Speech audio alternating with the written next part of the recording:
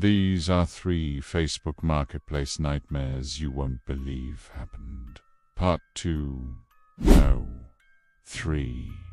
The delivery.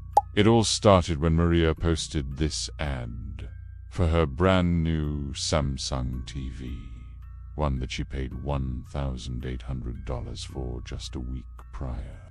She was asking for a reasonable $1,400 for it. Brute.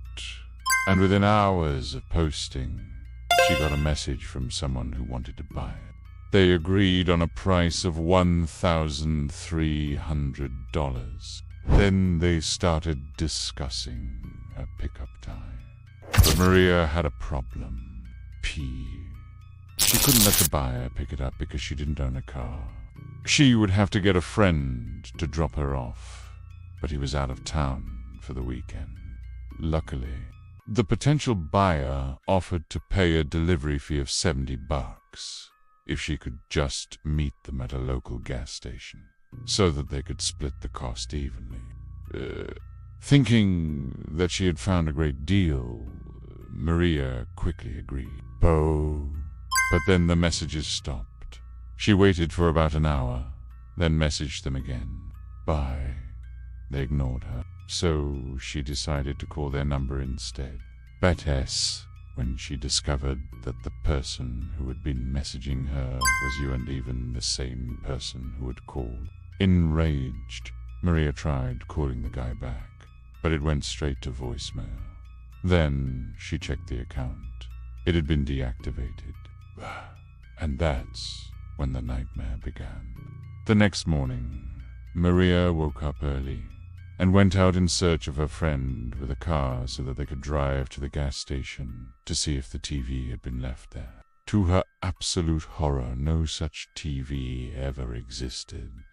I do or not know what I did wrong, or if I should have known something was off, when I saw that the profile picture was actually just a random stock photo of a man, she said.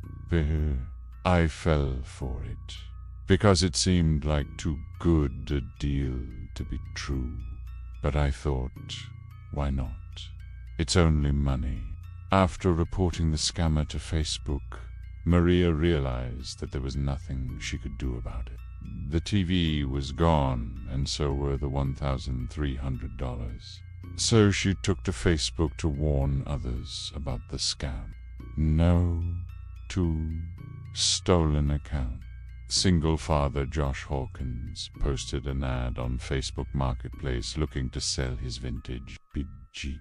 He lowered his price to $6,000 so that he could use the money to buy his son a much-needed wheel. Little did he know that a scammer was watching him closely. Just a few days later, he got a message from someone who wanted to buy it. But after some quick research, Josh noticed that the profile belonged to a woman who lived 1,700 miles away. So he asked where she was from, and that's when she got very angry, saying that she was currently living in Florida. She insisted that she was serious about buying the Jeep and asked if he could send more pictures. He obliged and sent her several more photos of his vehicle. And then she told him that she was interested in purchasing the car on the spot. She said that she was going to send him a check from her bank and that he should deposit it as soon as possible. But Josh knew that he shouldn't trust her, especially since he didn't even live in Florida. So he tried calling her several times, but it went straight to voicemail. Died. That's when he decided to check her Facebook page again, but it was too late. The account had already been deleted. Then checked his bank account and realized that the check had cleared. Realizing that he had been scammed, Josh immediately reported the scammers to Facebook, but it was too late.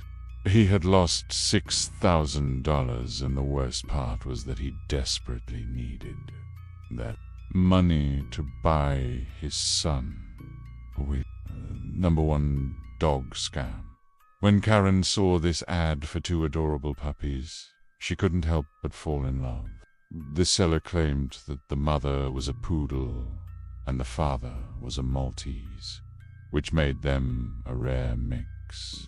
The puppies were super fluffy and looked like little poodles. The woman selling them said that she had to rehome them because she was moving into a condo that didn't allow pets. Karen was excited to welcome one of the puppies into her home, so she sent over a text message asking a few questions. That's when the scammer sent over some fake papers that said the puppies had been vaccinated. But Karen wanted more proof. She asked if she could please see a photo of the puppy's collar tag, but the seller refused. Then Karen asked for a live video chat, so that she could at least see the dog playing. But the scammer kept coming up with excuses as to why that wasn't possible. At this point, Karen was getting suspicious and wanted to make sure that she wasn't being scammed. But the seller grew impatient. If you aren't going to buy the dogs, then please let me find another home for them, she said. But Karen was having none of it.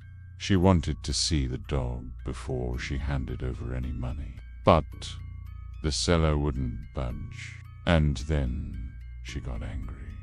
You seem to be the only one who wants to buy these puppies, and I've already had people try to scam me. She said, so if you want to buy my puppies, I need the money up front. I will not take any more lowball offers. She then threatened to take the puppies somewhere else if Karen didn't send her the money right away. Be so desperate to make sure that her new pet was healthy. Karen ended up sending the seller $350 through Then she waited anxiously for her new puppy to arrive. The seller suddenly ghosted her. When Karen asked about her order, the seller said, "What are you talking about?" "I don't know what you're going on about," she said. "I never sold you a dog." Furious, Karen immediately reported the seller to Facebook and blocked her. But by this time, the money was long gone. Although she never received the dog, Karen learned her lesson. From now on, she will never buy a pet from a Facebook marketplace again. Well, folks, that's all we have for you today. Thanks for watching, and if you enjoyed this video, don't forget to leave us a thumbs up and subscribe for more content like this. See you next time.